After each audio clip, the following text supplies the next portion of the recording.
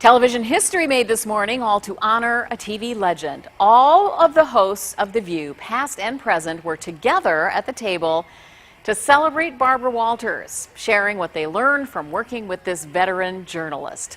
Tomorrow, of course, is Barbara Walters' final day on The View, the beginning of her retirement. Recently, I talked to Barbara on the set of The View in New York about winding up her remarkable 50 years in television. Barbara Walters has been on television for most of the medium's existence. For decades, she owned the big interviews, celebrities, every president since Nixon. Barbara Walters broke so many barriers for women in television, first as a writer, then a host for the Today Show.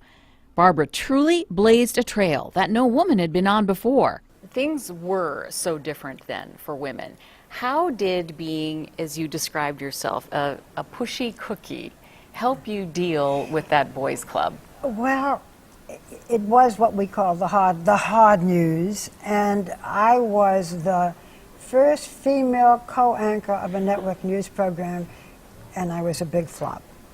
I was a failure. I had a male partner who didn't want me, and neither did the audience. Sometimes I think failures help, because I then had to work my way back. And that's when I did perhaps my most important interviews. Fidel Castro, Anwar Sadat, the president of Egypt, along with the prime minister of Israel. So many different interviews, because I had to work my way back. Today, it's very different, but on the other hand, it's perhaps not as, I don't know, exciting as it was when I was the pushy cookie. Mm-hmm. Of all of those firsts, and there have been so many ceilings that you have just smashed through, is there one that really meant the most to you?